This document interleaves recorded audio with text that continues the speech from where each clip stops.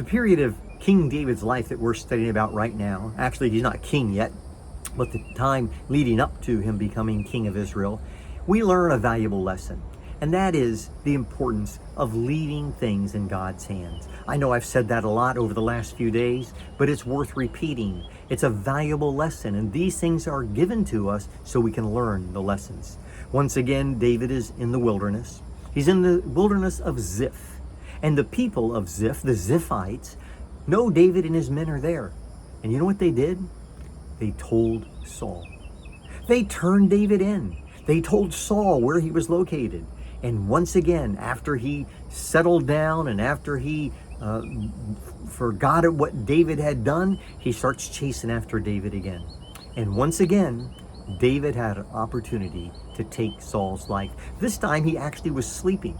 And the Bible tells us that he and his captain Abner were in such a deep sleep that David and some of his men crept right into the camp, stood right over him, and could have taken his life. In fact, listen to what it says in 1 Samuel chapter number 26, and today I want to look particularly at starting with verse number 8.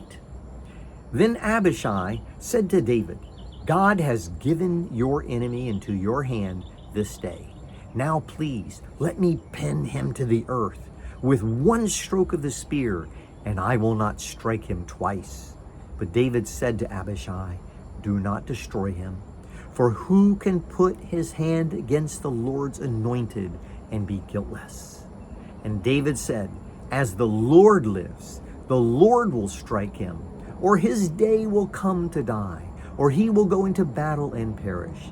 The Lord forbid that I should put out my hand against the Lord's anointed. But take now the spear that is at his head, and the jar of water, and let us go. And that's what David and Abishai did. They left.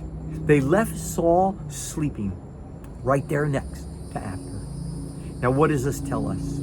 It tells us that David was willing to leave once again all of the circumstances in the hands of God. It's so easy for us in life to think that we have to take control. We've got to do something. Now we should pray for wisdom, and there is a time to take action.